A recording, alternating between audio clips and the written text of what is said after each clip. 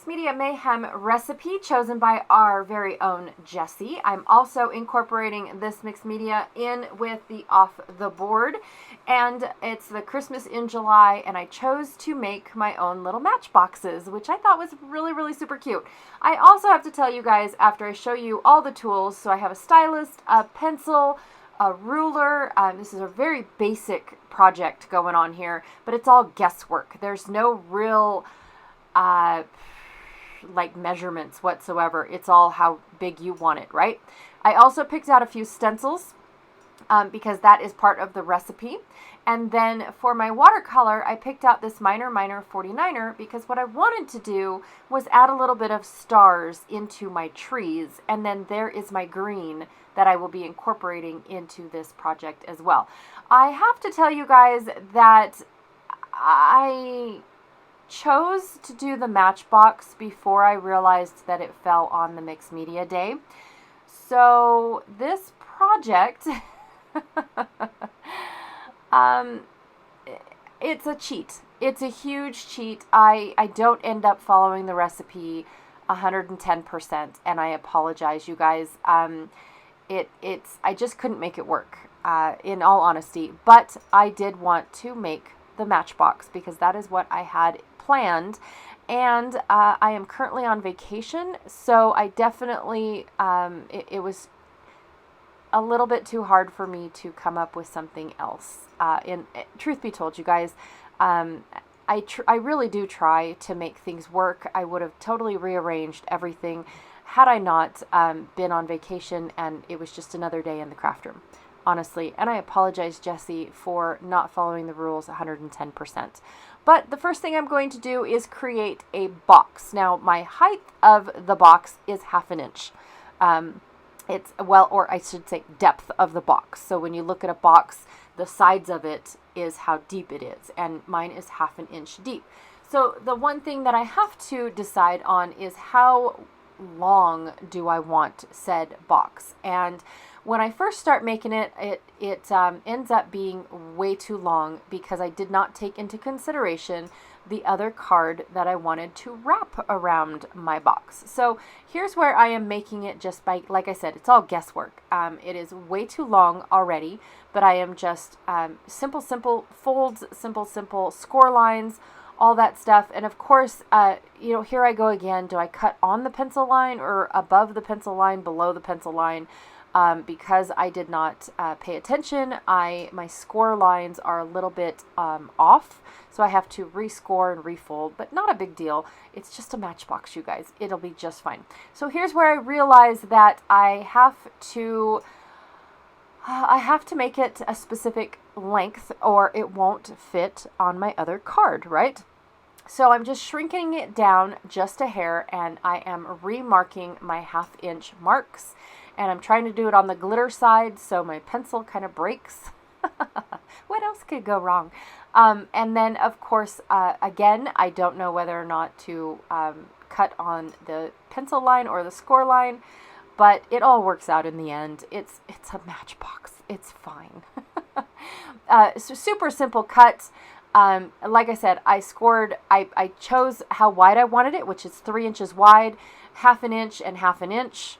It's 2 inches wide by the time that everything is said and done, and then 1/2 inch and 1/2 inch on the two ends. And what that is it's to create the little flap over so you can hold the two ends together, because I could have definitely just done the two little straps and it would have been just fine, but to have a more stable box, I wanted the fold over, and so that's where I got my 2 1/2 inches. Okay, I'm also going to put a bottom in this box because I didn't realize that at the time of concept of this box, I didn't realize that the little stocking is kind of off. It's cute. I like the ho-ho kind of sticking out. It is very cute, you guys. But it doesn't play in well. And because I pushed my stylus a little bit too hard on my mouse pad, it's not a mouse pad, it's actually a Versamat by Close to My Heart. The first one that I tried to do was a squishy pad that was way back in the day from Making Memories. It was too small, so I had to upgrade to my Versamat Not a big deal, but I definitely pushed a little bit too hard with my stylus, and the best way to cover it up is to just ink the edges. Seriously, don't cry over spilled milk, you guys. It's paper. It'll be just fine. If it's meant to be grungy, it's meant to be grungy. That's my outlook on life, you guys. I feel like we can solve everything with that. So because this is the only card that I had that would work with a wrap around for a matchbox, I am definitely going to measure twice and only score once, because I did not want 600 different score lines going around my matchbox. Like I said, I definitely did not want to have to do this twice. Then I'm going to look and see about all of my, double check them. This is where I'm measuring twice. And for some weird reason, none of the measuring came up. So now I'm actually using my ruler and measuring 1/2 inch, 2 inch, this, that, and everything else. The first marks were just fine. And I don't know how that happens, even though it was almost 2 1/4. I don't understand that. But I also have to take into consideration the bends and the folds and things like that. So I'm not sure how that works, but it works in the end, because the way that I ended up doing it, I score my very first mark and then fold it, and then I put my box back in and then check to see where my line was. And look at that. The line that I scribbled out is the line that I needed. Oh my gosh. And same with this one. Yep, all the way through. That's how it's going to be. And it's like, how did that happen? Like, how is that possible when it measured 2 1/4 inches? There's no way. Anyways, it still worked. It's weird. I'm going to cut off on one of my lines. Doesn't matter which one, because I didn't want it to be a full size. I'm going to trim off that little 1/2 inch, just a hair. And I do know that one side is shorter than the other. That was intentional. And I'm going to grunge up this one too, because this is when I just now realized that it's white and my box is cream. Oh well, it's fine. So here's where I'm going to incorporate the watercolor as well as the stencil. I was going to paint in these little stars. Nope, it instantly rushed underneath my stencil. I was like, oh my gosh, nope, that's not going to work.